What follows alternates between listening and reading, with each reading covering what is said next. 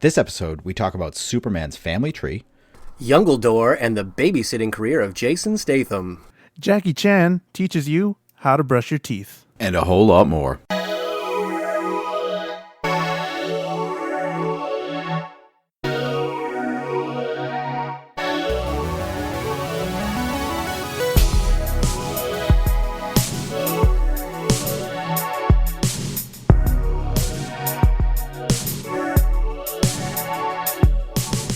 Hello and welcome to episode 10 of the Nerdy Things podcast.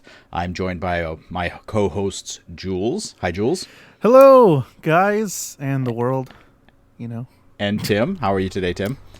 What up? It's the afternoon, fellas. It's not the Right? morning. I didn't do my usual heyo because it's... We learned last week we're definitely on the top of our game in the morning. I think so. That's where Pretty Tim's much. at the top of his game. Totally learned that. But anyways, it's afternoon. Deal with it. Well, this releases in the morning anyway, so screw everyone. And it's episode 10. You got to switch it up. We got to switch it up. I switched it up. Yeah. I didn't do my heyo. Yeah. This is where everything goes different. We're replacing Jules with Cousin Oliver. Yeah, and I'm firing Tim before that. I'm firing Tim. So let's get that in there. A whole All brand new right. cast. Everybody. Very nice. We're going to do a turnover. Kevin and two new guys. Yeah. And it's going to be a plant show now. No nerdy things. Nerdy things is out. Nice. That was the first 10 episodes. There you go. It's all about plants and doomsday prep. Yeah. And still Taylor Swift, though. We still got to take down Taylor Swift. That's going to be the thing that sticks. Yeah, it's the only thing that continues Yeah. is to take down Taylor Swift. Now, about lilacs.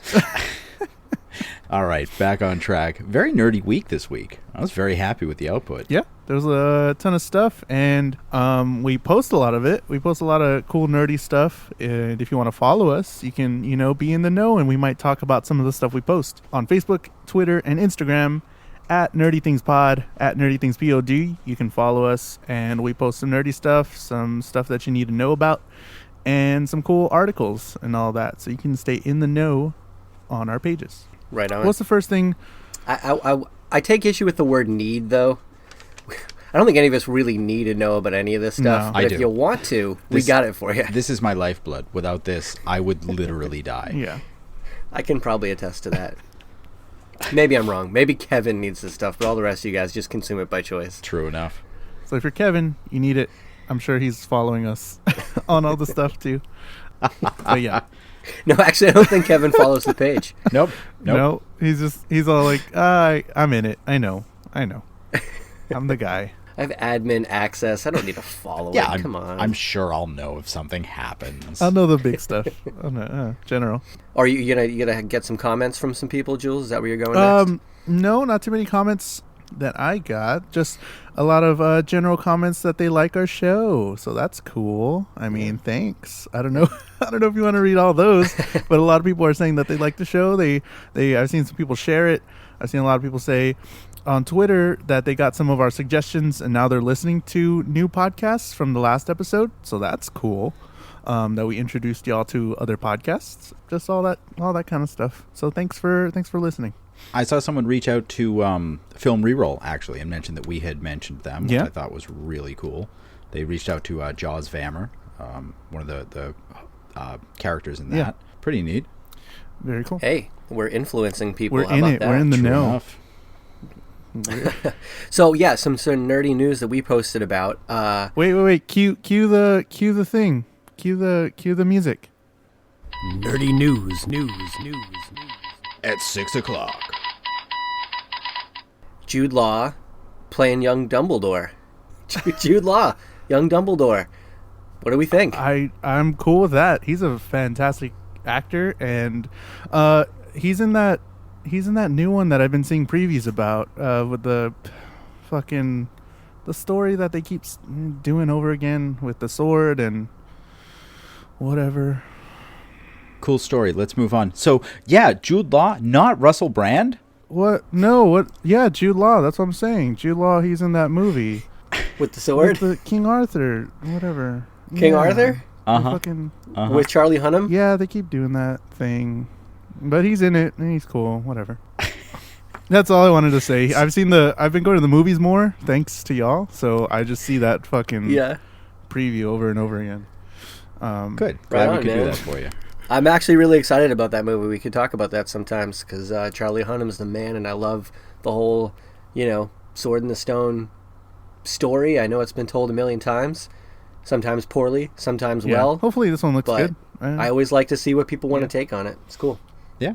Absolutely. But he's in that. Jude Law, who's also young Dumbledore. Kevin? Yeah. My wife actually, who's teaching a Harry Potter class, posed the question of who would make a great young Dumbledore. And none of the suggestions came anywhere close to any of the good thoughts that we have had. And they actively fought against Russell Brand as a young Dumbledore, which I think is just bullshit. I think he'd be perfect. I think we need to try it out. We need to at least screen test him. Tell Jude Law, hold on just a second. We just want to test something out and see what happens. Was that your idea, Kevin?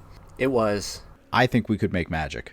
Yeah, Kevin and I had this discussion some time ago. We were way ahead of the curve on this, and I had a few what I thought were pretty good ones, but his suggestion of Russell Brand blew me away. And at the time, we weren't doing a podcast, but we said, man, if we had a podcast, we should try and get Russell Brand an audition, or at least get them considering him for the young Dumbledore spot. But apparently we got our podcast too late. So damn it. Anyways. Darn, we missed it. Oh, well, Jude Law. Yeah, if we had the podcast back then, we could have had hashtag Youngledore trending already. Absolutely. We could have had Russell Brand brought into the studio, live screen test. I think it would have blown everyone away. I realized that, saying it at first, it's a really awkward idea, but I swear to God, this would be perfect. Come on, Dumbledore, even as a 150-year-old guy, is very kind of wry and just a little kind of weird in his gestures and mannerisms. Imagine when he was 45 years old, he'd be out there and crazy and a little bit kind of, I don't know, Russell Brandy, in my opinion. He wasn't that crazy though, I don't think. And all the depictions in my head from what they've said in the books about how he was, I don't really see him as Russell Brand, but okay, sure. Well, he was older, but if you think about it, he says, especially in the book, more so even than the movie, he says a lot of nonsensical kind of just whimsical things, and that's an aged man just letting that side of him out. But when you're young and you're more physically spry, it manifests itself in Russell Brandish gestures, I think. Yeah, he's toned down by age. I really feel like his brain would have been better, his movements would have been better. That's Russell Brand right there. Yeah. That when Kevin and I talked about this, the two best ideas we had were pretty much impossible. Russell Brand obviously really wasn't going to get any consideration for this, as crazy as that sounds, people. But yeah, bringing Heath Ledger back from the dead also wasn't going to work either. So, those were the two best ideas we had. But next to those, I think Jude Law was pretty high up our list, Kev, right? Yeah, definitely was. Yeah, so I'm actually, as far as realistic possibilities go, I'm pretty excited about this one. It's super cool. Yo, plot twist, get Daniel Radcliffe to be young Dumbledore. That would be fucking blow my mind. Yep. No, don't do that, please. Meta. No, I think it's a good choice, and I'm really excited. That fucking Youngledore. I was gonna say it. Fucking Youngledore. I'm telling you, hashtag Youngledore. I'm excited to see him do his thing, and then find this person, and they're like, will they, won't they, kind of thing, and it's like, oh, it's gonna be great. It's awesome. Spoiler alert: they won't. Good call. What else? That was like way early in the week, since we released the last podcast. Yeah. Did you guys see the trailer for The Hitman's Bodyguard? No. Oh, you need to watch it. That is Ryan Reynolds, and it's actually Ryan Reynolds this time, and Samuel L. Jackson. It is going to be, I think, a great action movie, and I cannot wait to see it. Because Samuel L. Jackson is my favorite action hero, aside from possibly The Rock and Jason Statham. Oh man, which we'll get into later, folks. Foreshadowing. Little teaser there.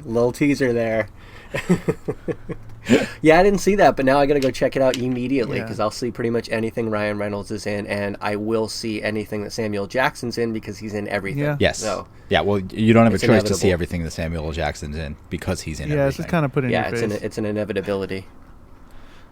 Hey, so are you guys a fan of The Kingsman? Yes. Kingsman was really cool. Jules, did you see The Kingsman? No, I've not. Yeah, so The Kingsman was kind of this, I I guess, young, hip, modernized take on the classic spy movie. Like, take James Bond and put, a 20-something-year-old urban guy in that same role, and that's what The Kingsman is. And it was just done really well, just super cool, super fun. I've never seen this, there was a teaser for a teaser trailer for The Kingsman this week. I know, that's a new thing apparently.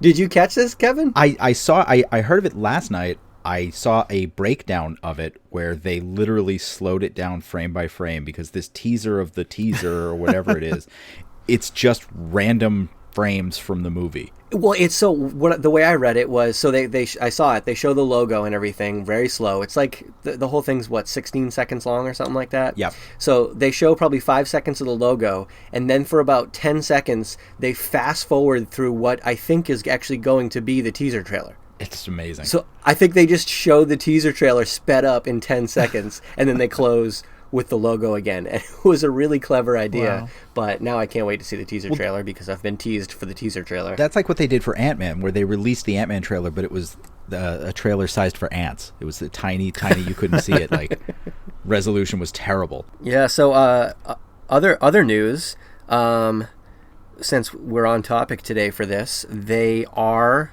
going to make a Fast 9. Mm-hmm. And they've got the two... I guess who now are the two lead actors signed on, even though their feud was ongoing from the close of the last movie. But Vin Diesel and The Rock, we're having some harsh words on public social media, but they get together behind closed doors, iron things out, and apparently they're ready to go for Fast 9. I'm glad that Riddick and Maui could work that out. Yeah, I was gonna ask if y'all kept up with that. Do you know how it started? Pretty much, it was like a feud about, I guess, screen time in the newest film. Really? Yeah. I think there was a little bit of a couple of things going on. So The Rock, if you follow The Rock on social media, guy's all about how hard he works. Yeah, definitely. I'm the hardest working guy in show business, and he'll line out his next 5 days where he's at the gym at 4 a.m, then takes a flight across country, goes to an event, then goes to a movie shoot for 16 hours, sleeps 2 hours, gets up, goes to the gym, because that's centers him. He lifts 8,000 pounds because that's enjoyable to him. And then he goes across country again and blah, blah, blah. So he's all about this is how hard we work, and this is how hard my crew works, and all my cast and all my movies and all that stuff. And so he was kind of calling out ambiguously the cast of the Fast movie, saying that they weren't up to par with what he normally does. So that was part of it. But then, like Jules said, apparently there was a little bit of contention in that The Rock wanted to be the star of the series going forward, and Vin Diesel's like, no man, this is my series. Yeah, I mean, in the newest one, I consider him the star of the movie. I you can argue who? The Rock. The Rock was the star. He was the guy. We'll get into it, I think. He might have been the good guy, but I definitely think that Vin Diesel and Dominic Toretto is ultimately the star of this. He's the one that the whole story focuses on. I mean, okay. Well, well, let's put it this way. They tried doing 2 Fast and the Furious movies without Vin Diesel. Yep. And they weren't great. Yeah. Mm-hmm. So all of the good Fast and Furiouses have involved Vin Diesel. So I think that's enough clout for him to say, yeah, dude, this is my show. I'm glad that you got on. I'm glad that you're a huge star and we've got you, in a major role. But this was mine and Paul Walker's gig.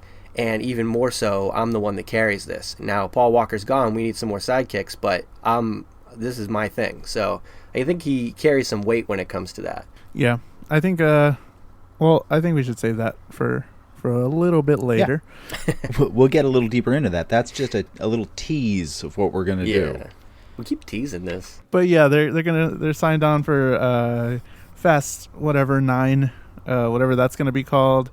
They were feuding and stuff, and now they sort of, I mean, I'm assuming they saw the numbers that they put up record breaking for the weekend. Again. They're like, yeah, let's right on. Let's just do another one. We'll chill out. What else you guys got? Chill out with that. In some gaming news, I guess, Project Scorpio. What's Project Scorpio? Microsoft's new Xbox something or other that they haven't really said much about it. It's basically going to rival a PC. It has a Scorpio engine, all this stuff. 4K gaming, a bunch of crazy stuff that they're putting out in their next console. They're calling it Project Scorpio. They still haven't said anything hard. They're just putting out numbers right now, and they're just saying what this thing can do. Microsoft did say at the next E3, there's going to be some actual consoles there or something that people can interact with. And I think that's I cool. guarantee, like every other show, that's going to be a mock-up with an actual PC behind it running it. Because really, at this point... Unless you're the Switch. What is the difference between a console and a PC? It is a PC. The fact that it rivals a PC is it's a PC. So it's Microsoft's new quote-unquote PC console that's going to be coming out, Project Scorpio, whatever it is. We're going to see more of it at E3, and a lot of people are going to get their hands on it. And hopefully some more information will come out about that. One other thing I want to make sure we talked about, though, Tim shared to us earlier this week, was the leaked Krypton trailer for the upcoming grandfather of Superman. It's called Krypton, ladies and gentlemen. Game of Thrones, Space Thrones show. Yep.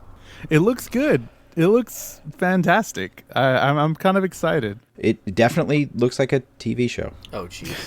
Listen, as somebody who enjoyed the Superman movie, when it first came out, I said the thing that I enjoyed the most was Russell Crowe as Jor-El. And I think if they still should have done a prequel movie to that, because I think that movie would have been awesome. But I love backstories.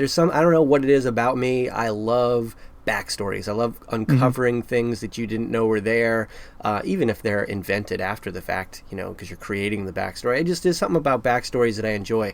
And I thought that the world that they created that was destroyed, I thought was pretty cool and warranted delving into. So if it's going to be a TV series and if it's going to be about the grandfather, probably the next best thing to the Russell Crowe Jor-El action movie that I really wanted. But it looks pretty neat. Yeah, and Sci-Fi's getting their hands on, a superhero sort of thing now, so that's cool. I mean, everybody's getting their hands in the superhero pot, and everybody's like, yes, this is gonna work, something's gonna work, so why not try another superhero thing? I mean, a lot of people like Smallville.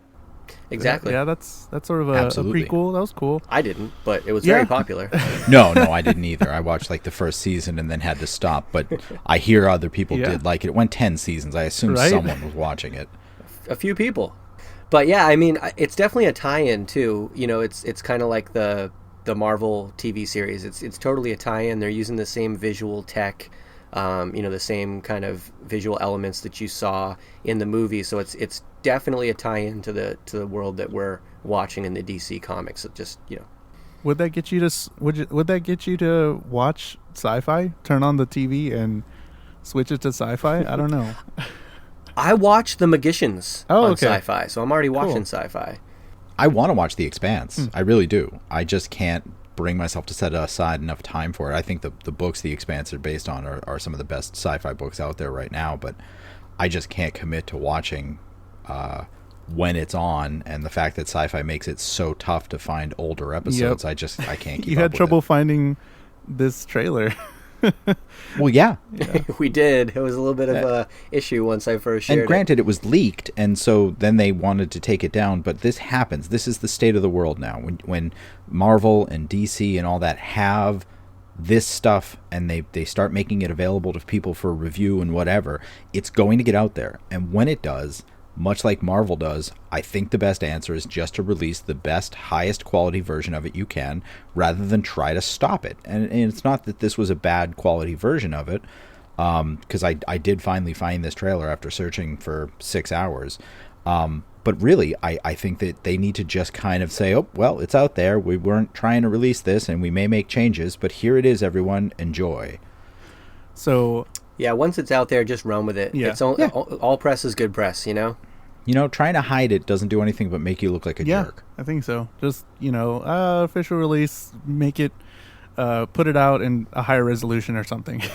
And be like, hey, come to my website and watch it in a better resolution. And, Right, or give it, stickers for Facebook, or I don't know what they have nowadays. Hashtags, yeah. Hashtag Youngledore. Yeah, I was going to say that.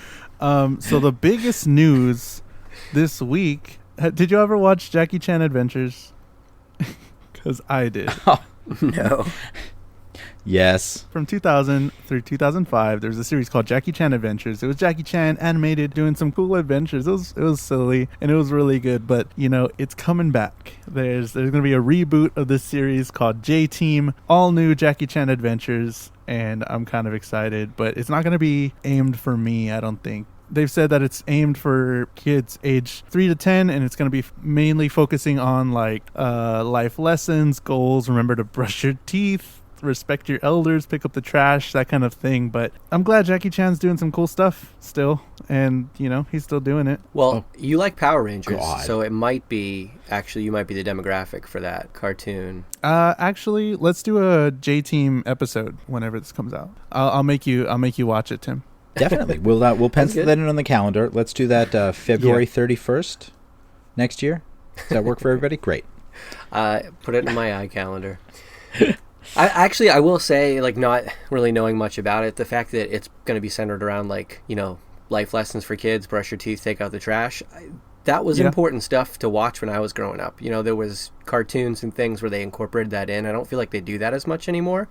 No. Not that TV should be teaching our children, but it's, all positive influence is welcome, so that's cool. That's a throwback to watching shows back in the 80s and early 90s when they used to actually tell you to, take care of the planet, don't leave the faucet running, recycle, all this kind of stuff. It was good. That stuff was good for our generation, I think.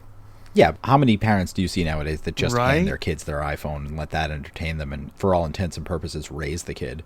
Yeah, so that's what I mean. I mean, all influences can be good influences, so if that's the way we're going to go, at least let's get something on the screen that's teaching them positive life lessons and teaching them how to be responsible stewards of our world and society. I know some kids that are really young and know how to get on Snapchat, and y'all don't have a Snapchat. And it's like, what's going on? These kids know how to fucking take selfies already. And I'm like, no, sit down, come over here, and we'll watch some Jackie Chan Adventures, and we'll learn some shit. That's how I'm gonna say it. My nephew, who's 2.5, picked up my phone the other day when I was visiting him, and he goes, I was like, no, bud, you don't play with my phone. It's not public domain. And he's like, no, uncle, I just want to, I'm just going to look at the penguins. I'm like, what? There's no penguins on my phone, man. And he's like, no, I won't even play them. I want to just look at them, the penguins. Dang. I'm like, dude, at this point I'm curious. What are you talking about? So I give him the phone, swipes it open, and he pulls up Angry Birds. Which to him is penguins, I guess. I don't know. But he knew exactly where to go and knew how to convince me. I'm not going to play them. I just want to watch them. I'm just going to look at them. Look at the penguins. Dude. Wow. Huh. So, kids these days and their technology. The real, I think, biggest news, you can fight me on this, but there's going to be, they announced, people got the first screening of the new Guardians of the Galaxy, and we've been talking about it a whole lot, but people have been saying, and there's they can't really say a whole lot yet. It's up until a certain date, but there's going to be 5 after credit scenes. Not 1. No. Not 2. Not 3, but 5 Holy after credit shit. scenes. Yeah, that's amazing. And knowing who's in the cast of this, it could just be Chris Pratt doing What's My Snack? Or something like that, you know what I mean? But so it could just be a few takeout scenes or funny kind of offshoots from the movie, but still, probably going to be entertaining nonetheless. Even if it's not a giveaway for some future movies, it's an article cool. I read, I'm sure they said that there was going to be 2 silly ones, I think, and then 3 more serious ones, and that they're going to run with the idea of Howard the Duck that they did in the last one. I don't think they could say anything more than that. I don't think they can confirm that he was going to be in it, but they said they're going to run with that idea. 3 serious ones, 2 more goofy ones, and that's exactly what you're saying. Well, if it's Howard the Duck, they're probably going to waddle more than run. But I'm behind that. I love Howard the Duck. That's our podcast. Hey. Man, anything Guardians of the Galaxy news is good news to me. I mean, what is this? At least have we talked about Guardians of the Galaxy every episode? It's pretty close. I mean, we got a string going here, so anything Guardians of the Galaxy is cool with me. If it's 20 after, if half the movie was just after credits rolling, scenes, I'm okay with that. Yeah. That just, the credits should start in the middle of the movie, and then just the second half should be an after credit scene. Intermission, folks. That'd be cool. But I am happy to hear that James Gunn signed on for Guardians 3.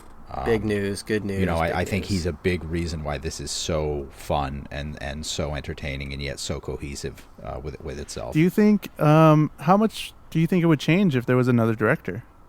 And who do you think would direct it? I don't know. I mean, it would be tough because it does change the tone of the movie completely. I mean, we've seen that with some of the other Marvel movies with like the Avengers and things like that. Not that it makes them bad in any way, but it does change even with the Harry movie. Potter. And I think that Guardians has a certain like really fun but really serious aspect to it that I think James Gunn does a fantastic job capturing.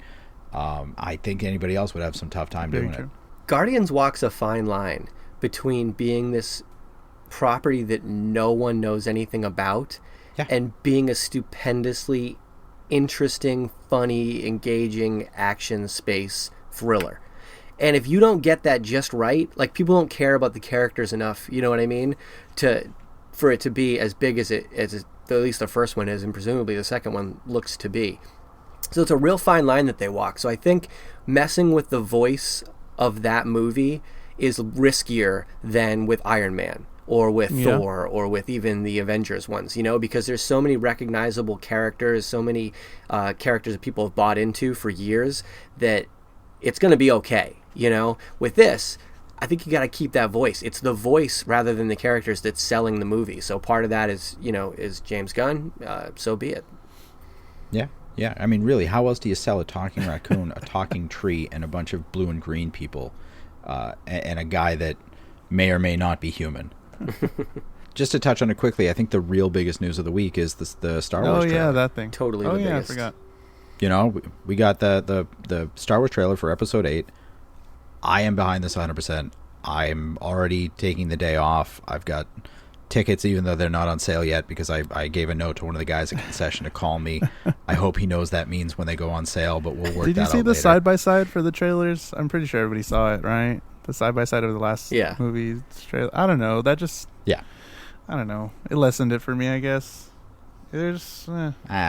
It's a trailer. You know what? It's if you have a formula for how you want to introduce your information, as it were, stick with the formula. It doesn't matter. Like it's basically all a trailer is a formula for introducing information you want the audience to know about an upcoming movie. So if they've got a tempo and a beat that they think works and they want to reproduce that, that's fine.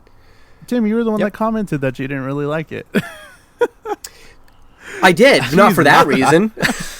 For totally different reasons. Okay, my bad. But here, it brings me to the comment that I actually wanted to make on this, was that this trailer illustrated for me something I've always known, but the power of music in films. Hell yeah. And why, when John Williams is gone, movies won't be as good. Nope. Ever again. He knows what to do. Because I watched that trailer originally in the break room at work with like one bar of sound. Yep. Just, because I want to see it. I was like, oh my gosh, here it is, and I want to see it. And I was like, you know what? It just, there was something that wasn't hair-raising about it. When I saw the first, trailer for the last one, I was like, dude, this looks good. I mean, this looks really good. After the prequels were such a disaster, I'm like, this just looks exciting.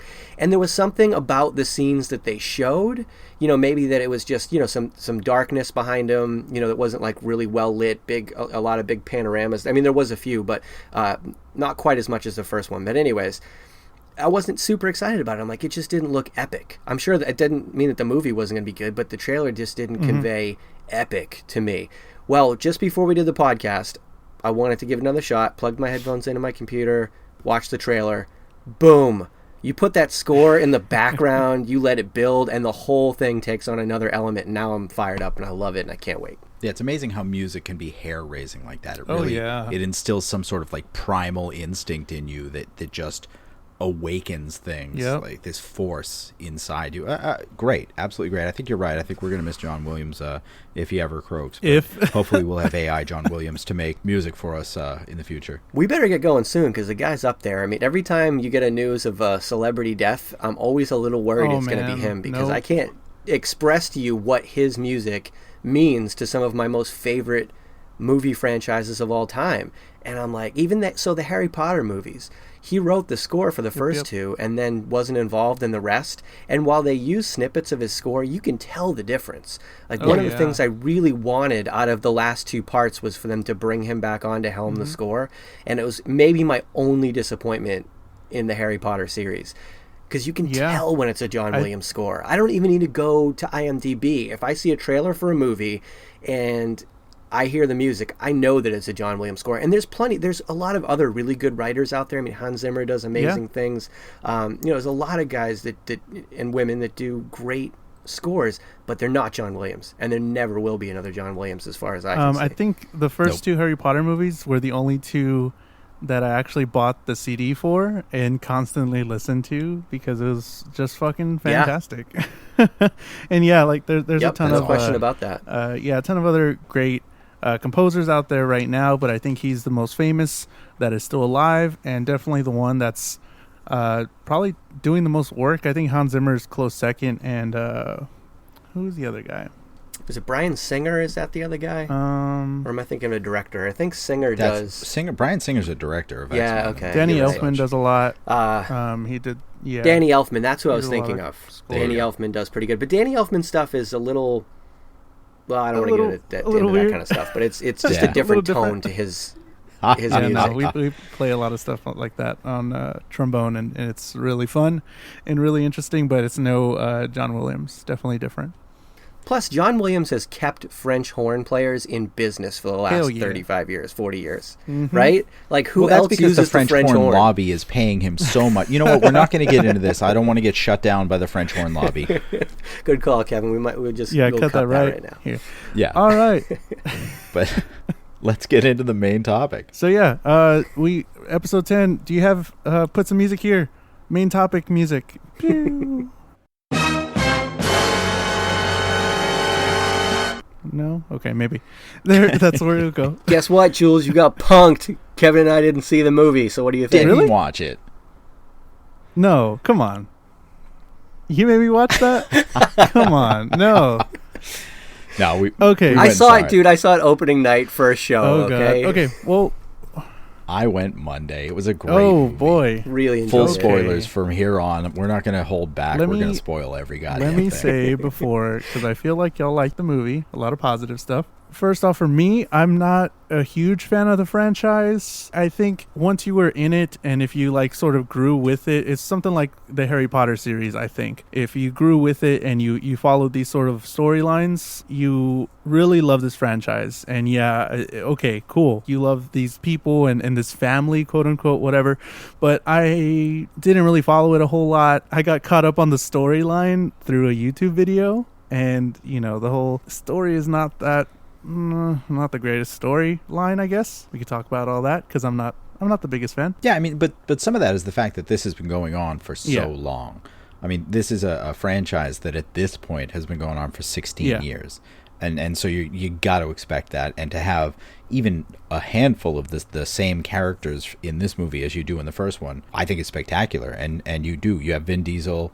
Obviously we don't have Paul Walker, rest in peace.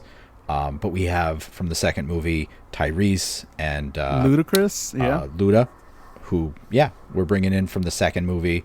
I realized they weren't in the first, but I mean you're right. People that grew up with this, which the first one did come out before you were born. No, so I'm surprised you didn't. When did that come out? Let me see. But 2001. Guys, I'm sorry, just while you're... No, please. The first one came out 2001, but don't forget Michelle Rodriguez from the first movie. So you do have two original characters. You got Dominic and Letty. And obviously, I think you would have still had Jordana Brewster and Paul Walker in this movie. I have no question you would have had those guys, if the tragedy hadn't happened. But yeah, I think, Jules, it's a good point. The thing about the Fast and Furious movies that I think make them enjoyable, because I'm not going to say this was a good movie. I'm not going to sit here and go, well, as a film critic, I really thought that the plot was fantastic and the writing was so sophisticated.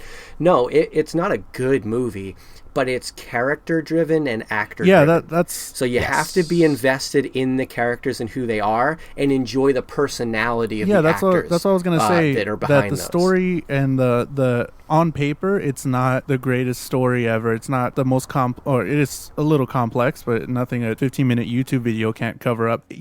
For this movie, for me, it was definitely entertaining and it was good. It was awesome to watch, especially since the last movie that I saw was Ghost in the Shell, and this movie. Yep.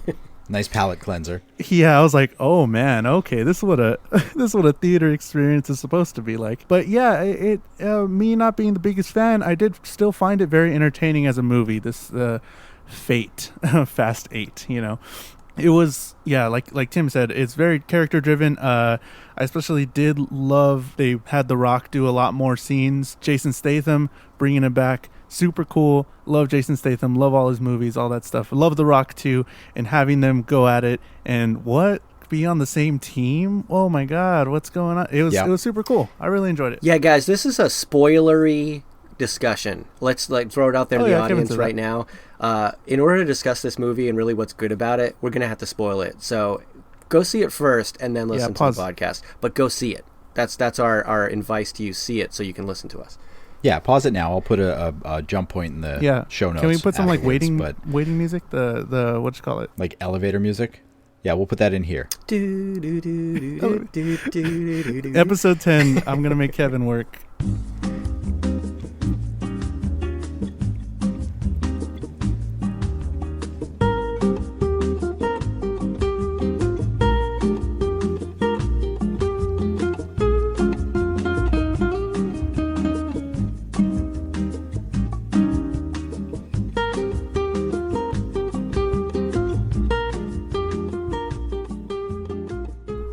But yeah, I mean, so the Fast and the Furious franchise, what it's turned into, I mean, if you think about what it was in the first movie, it was just a couple of street guys that, knew how to steal some stuff and kind of run on the other end of the law, and they turned a cop on their side. It was very gritty, and it was very just, it happens in which this I really place. liked. And I mean, who would have thought? Yeah, I agree. And who would have thought it would have gone 9 movies, especially after the second and third, which really almost got the thing off the rail. But, what they turned it into was, for first, a kind of a heist movie. They came back and did kind of a heist, which was cool. And then now it's just an epic action movie where they take that whole idea where action movies do things that you have to suspend reality for, and they take it to the nth degree. I mean, this movie opens up with a drag race between a legit fast car and a piece of garbage from 1960 that they take all the metal off, hook a soda bottle up to, and that the engine blows up, and then Vin Diesel ends up spinning it in reverse while on fire and wins the race, and then jumps out of the car so it can go off the road into the sea off of the island of Cuba and hurt anybody. That's not the most crazy. That's not the craziest thing that's happened in all the movies, but it's still no, it's not. But when you open that, it's like, oh, okay, that's your baseline. There's no secret about where it's going, Yeah, right. No, I agree. You're right. I mean, the first movie was basically like Point Break with cars, and they had racing and they had girls' asses, and that was about it. But they turned it into this like epic franchise where it's now taken the place of the Expendables and that type of thing, where they're kind of getting all these superpowers in the action movie and putting them together, and they're adding in comedy with Tyrese and Luda, and you've got the intelligence with the woman whose name I cannot remember, who did all the hacking in 7 and in this one. Really just spectacular diversity with the cast, great action. I'm willing to suspend that disbelief because it leads to some awesome visuals. Yeah, once it started to, I guess, not take itself so seriously, and, Vin Diesel jumping off of cars and things blowing up, and there's a tank, and then there's a submarine, and all this stuff. I think once you decide, like, okay, this is an action movie, this is going to be above our realm of reality a little bit, but still kind of, grounded. Once you think about it like that, I think it is very entertaining and just like, oh, this is really over the top and it's really cool.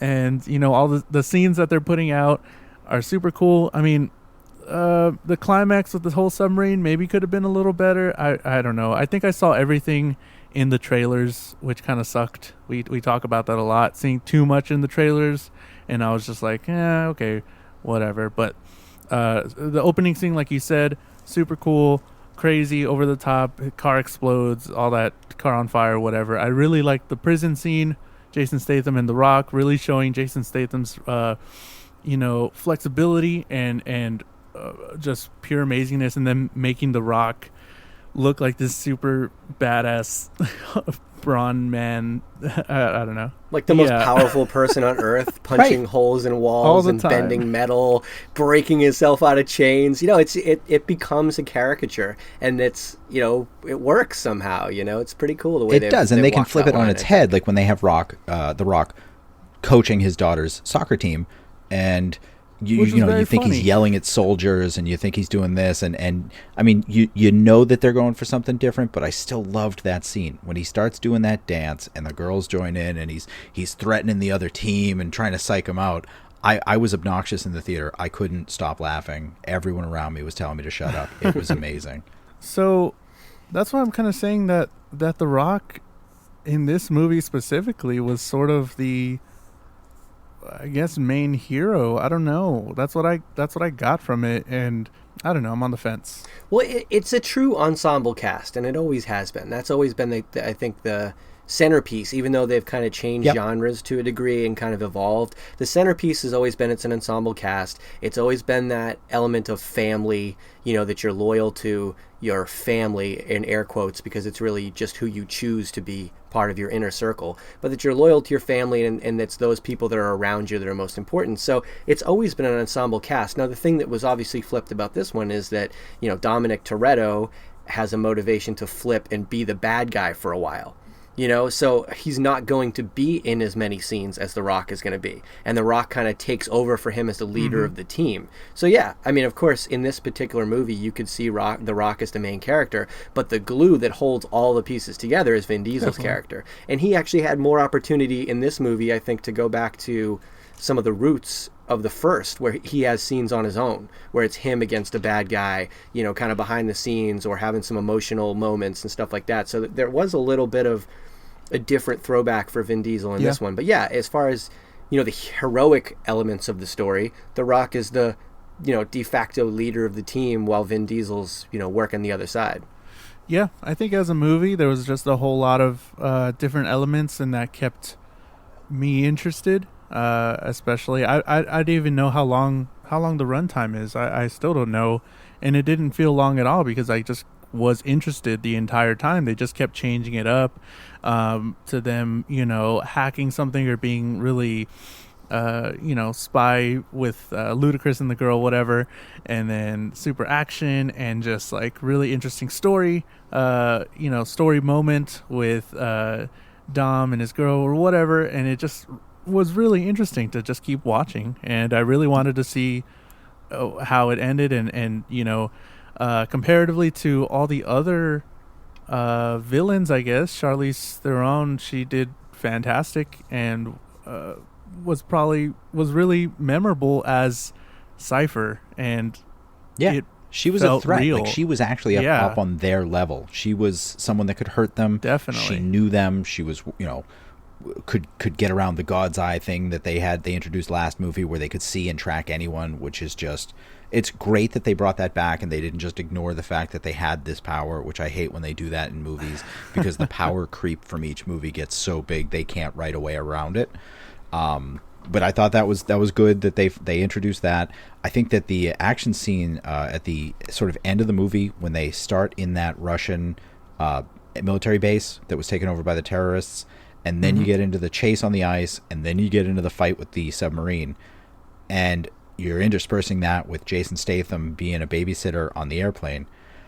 That action didn't let up. That was a great scene, and it lasted. It felt like it lasted a half an hour, and I'm sure it was a little bit less than that, but I was on the edge of my seat the entire time it was there.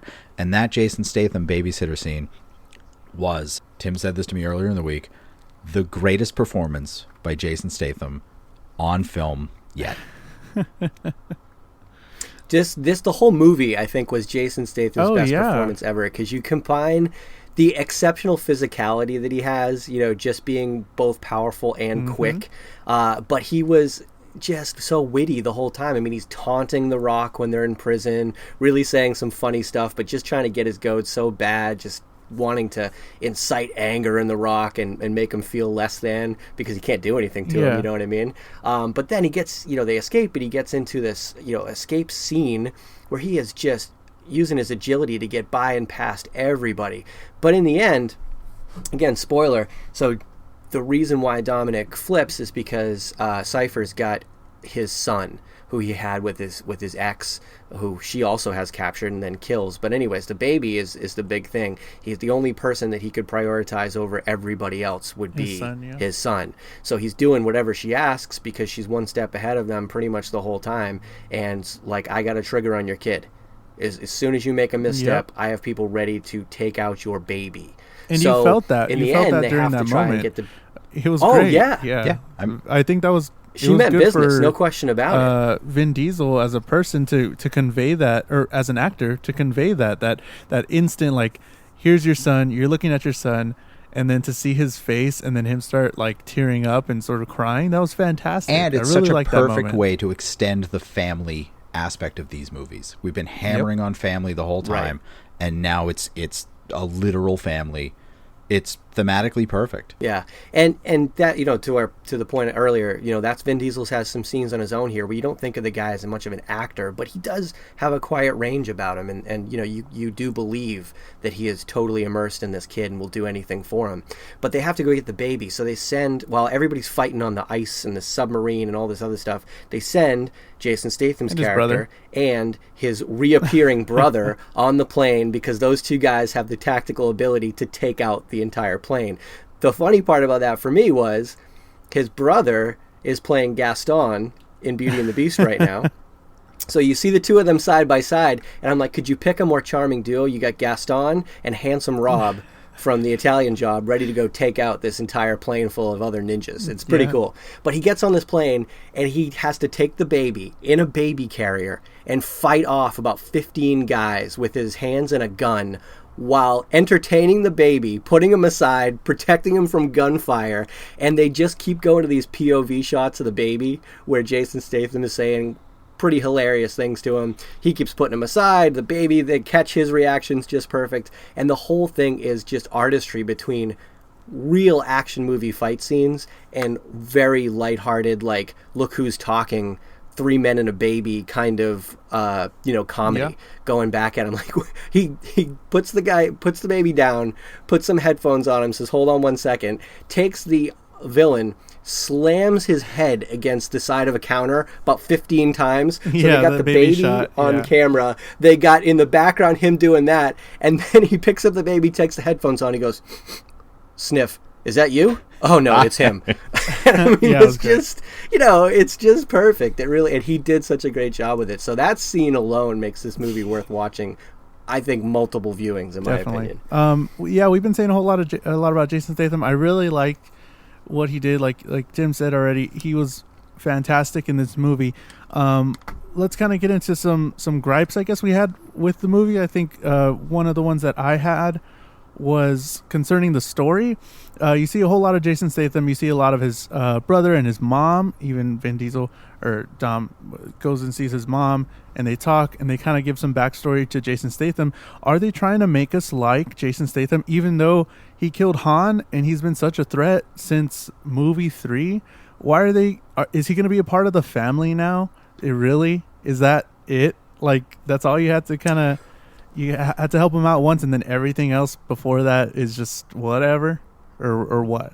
Well, I do think they want to bring him in the fold. Well, I mean, the thing is, Tokyo Drift took place after 6, before 7, so it is recent that he did kill Han, but at the same time, they attacked his brother, and so he's seeking revenge because his brother is now off the grid and gone for all intents and purposes, according to him, dead or looking for him. I think it's a really big misunderstanding. And I think we have a scene with Hobbs, The Rock, and Jason Statham that kind of explains that when he's reading Jason Statham's dossier and going through like how he's a disgraced ex-military, who's now on the run. He's basically a one-man A-team, and it's Hobbs' story as well. It's law enforcement with a heart that's been villainized, but he was a decorated very much war so. hero while he was serving. So yeah, they give you reason to like him, and I think they do want to bring him in the fold. Whether he'll be part of the family or not, so to speak, I do think he'll continue to appear in roles where he assists them. But the rumor has it one of the issues that Vin Diesel and The Rock had was that there was such good chemistry between The Rock and Jason Statham that they were actually talking about doing a spin-off. Oh yeah, I read that. Mm-hmm. Definitely. Which they've nixed to appease Vin Diesel. Man. Yeah, I know, but still. You know what? Give Vin Diesel the rights to Riddick or something again, so that he'll leave us alone. Yeah, he's got that. He's got another one right coming out whenever. But yeah, I think some of my favorite parts was Jason Statham and The Rock going at it and just sort of talking smack to each other, and there was just so much testosterone going, and it was just like so good to just hear each other slam it. And they even like laugh at one point. They're like they have an exchange, and then they're just like fucking, that was fucking stupid, or some shit, Well, from what I understand, that was actually ad-libbed. The Rock saying that he was going to punch Jason Statham so hard and that he'd have to stick a toothbrush up his ass to brush his teeth was completely off script. And Jason Statham broke character to laugh, and they just laughed and left it in. Yeah, their chemistry is good, and if Jason Statham sticks around, which it looks like it's going to, I think it's going to be more of like the relationship that Luda and Tyrese have. They're buddies, but they're total rivals at the same time. So their back and forth, I think, is going to be a lot of the back and forth that Jason Statham and The Rock can continue to have, even if they're on the same side. I just don't want him on the same. Yeah, if he's kind of like a secondary, I guess that's cool. I just don't want him on the same level as the top guys, because he did kill one of their family, and it was a whole thing. And I don't know, whatever. But what are some things that you didn't like? Yeah, I see where you're coming from. Some of the things y'all didn't like about the movie, little or small, I didn't like or whatever. that it ended. I wish it really kept going. Yeah, I could have watched more. Yeah, that's true. Okay. Yeah, it was really enjoyable the whole time. I mean, I'm trying to think of things that I didn't like about it, and I have to be nitpicky. And I don't. Okay. With this kind of movie, you don't want to be nitpicky. I think the whole entertainment value is if I'm going to say, well, the car could never have stayed running while it was on fire, that little 4-cylinder engine would have blown up with that NOS, and he wouldn't have won that race in the first place. So therefore, the whole movie is a plot hole. I mean, yeah, you could go there, but you could go there with so many things. Like, you have to kind of go along with some of the doesn't make sense stuff. And if I get past that, I didn't really have too many issues. It's the same for me. It's like, why did Charlene Theron there have to go through all that trouble to put Vin Diesel on the street that she met him in at the beginning? Because she's talking about how his favorite coffee shop was closed, so he had to walk 2 blocks, and this isn't his normal route home. Yeah. Like, that seemed like it was a lot of work when she could have just met him anywhere, including the original coffee shop that she had closed for some reason. I'm confused how handsome Robin Gaston got on the plane at the end. I don't know why the back door of the plane opened. It didn't seem like Vin Diesel had set that up in any way. No, they did somehow. But that's just it. Somehow, right in. There was a hand reason. waving. I can't remember what it was, but there was a reason. Yeah, there you go. And how did he set up the meeting with Dame Helen Mirren with his friend from Cuba that he gave the car back to after he tried to kill him with a motorcycle at the beginning when he was driving the shitbox backwards? Yeah, so leading up to this, I did talk to it with some of my friends, and then one of my friends, he really dislikes Fast and the Furious movies. I wasn't a fan of the whole series. Granted, I haven't seen all of them. Whatever. But after seeing the movie, I do think, okay, the plot's still sort of shallow for me. I mean, whatever. But this movie was very good. Keeping my attention, being action, keeping me interested enough to keep wanting to watch and, possibly watch the next one and the next one and the next one. So, I was on a different fence before I watched it. And then when I saw it, I was like, all right, I can get down with this. I see why, it made so much money in the first weekend. Sure. See, I don't mind a shallow plot. Like, I have no problem with a movie that has a very shallow plot like this, as long as it's consistent with itself. I don't ask a movie like this to answer questions it's not asking, and I'm not looking to nitpick it. Like Tim said, you really have to get into the nitty-gritty of it. It's when you have a movie like this that starts to try to answer questions that are bigger than itself that I start to have issue with it. Yeah. Okay. Exactly. Yeah, if they're going to start to take the plot seriously, then you have to go, oh, well, listen, there's all these things that don't work.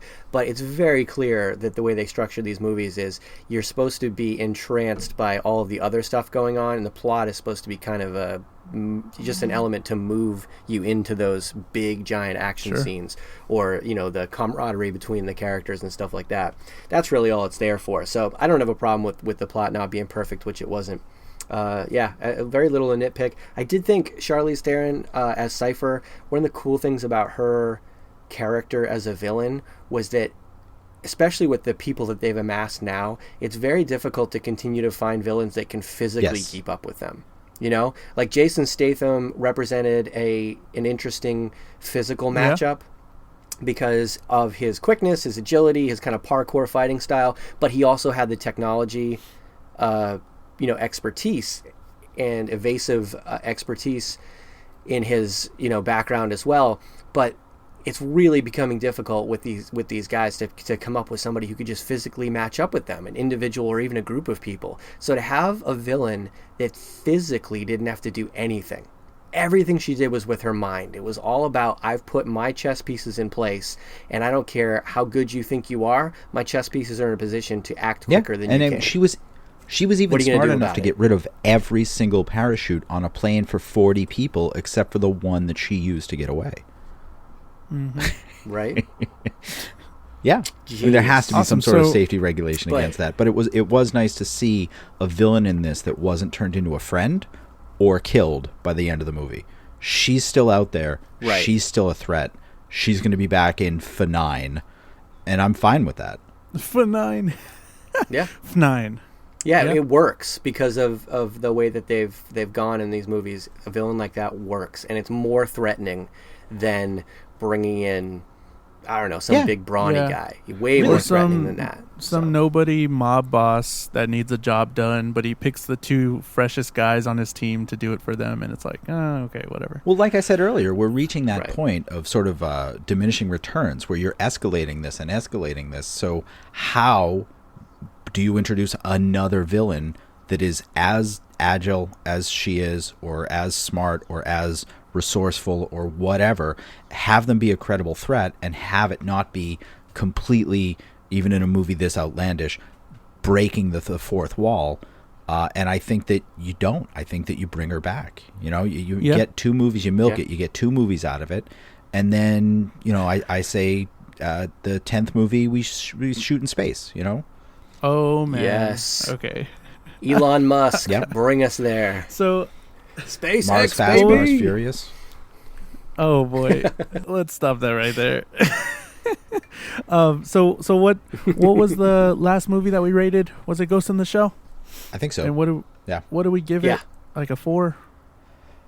I think 0, 4, 2, somewhere there. 2. I think so it was what would y'all give this new movie Fate? Fast. I'd have 8. to give it a 9 out of 10. Okay. Yeah, I was going to go 8, 8.5. So I'd say definitely way up there. Go see it. It has my full endorsement. Even go if it's just for the Jason Statham babysitter scene. Yes. Please, yes. Jason Statham was, it's all good. It's all pretty good. So go check it out. Go see the new Fast and Furious movie. I keep forgetting what it's called. Fate of the Furious. Spoiler alert, the Furious are for 9. And then go check out the newest one. Yeah, they're going to dovetail together. They're going to release a box set of just these 2. Yeah, so I think we general consensus 8, 9 around there. Definitely going to go see it. Definitely might see it again, ? We should all go see it. Whatever. Next week, What are we doing, guys? Every time. Shit, I forgot. I forgot to think of it. Kevin and I, we talked about this yesterday. We were at work, we were walking, and Kevin goes, we should think about topics next week. And I said, yeah. And we came up with lamp, rug. We're all just looking at stuff. That's side chair. Computer. Yeah, we definitely pulled an Anchorman on this hammer. one. He threw it. You killed a man with a trident. I'm impressed. We meaning to talk to you about that brick. I think it's time to go low for a while. Okay, next week, Anchorman. No. Oh, dude, can we talk about I don't know? Could we talk about some Will Ferrell movies or something, like old school Will Ferrell movies? That would be fun. Old school. Yes. Actually, that's a pretty good idea. Sure. Oh, dude, I could definitely spend an hour talking about Will Ferrell's, even going into his Saturday Night Live career. Let's say 1998 through 2005. Totally spend an hour talking about Jules, that. what do you think? Sure. All right. Random. Okay. Yes. I had some. So why don't we do this? Why don't we expand it a little bit?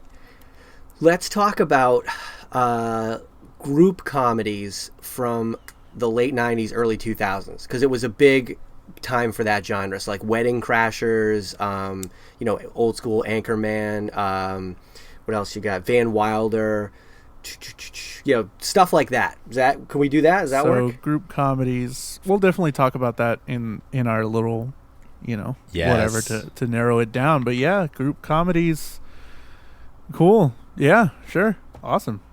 Perfect. I'm excited about this. That sounds fun. I'd like to thank Adipsia for the use of his song, Friends Don't Let Friends Go to TGI Fridays. You can hear more of his music on adipsia.bandcamp.com. His new album, The Stoic, is there. Go check it out. It's also on Spotify and all that, but go ahead and pay some money, pay $1 or something, and buy the album. It's super good.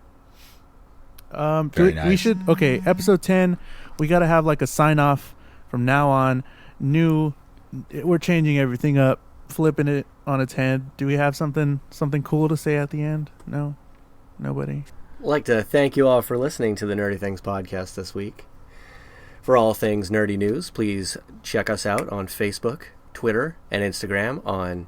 Oh, yeah, I forgot to do the that. name of the thing is. I can't remember. Tim's doing it now. Tim's the guy. Yeah, please interact with us. Yeah, what is it? I don't even know what it is. Tim's not following. I'm the only one following us, guys. No, I do follow it. I just can never remember the Nerdy Things Pod. So if I'm searching Nerdy Things Pod at Nerdy Things Pod, okay, all right. So yeah, thank you very much for listening to the Nerdy Things podcast this week. Please I feel like I'm recording my voicemail for work. You ever do this, all Kevin? the time, every time. You just because I think I'm going to wing it, and I finally have to vacation. write down a script and read it. At Nerdy Things Pod. So thanks, guys, for tuning in. Thanks, guys, for tuning in to the Nerdy Things podcast. Please keep up to date with all nerdy things on our Facebook, Instagram, and Twitter accounts at Nerdy Things Pod. Email us at nerdythingspod something gmail.com. Yeah, at that little sign. Perfectly done. The one we use for everything. Yeah. Cut. Print. We appreciate your interaction. We want you to hit us back on all of the social media platforms. Give us your hate, give us your love, give us your opinion. We want it. We don't want to talk at each other. We want to talk to you. Tune in next week. Thanks, guys. See ya. Bye. Hey-o. Hey-o. Later.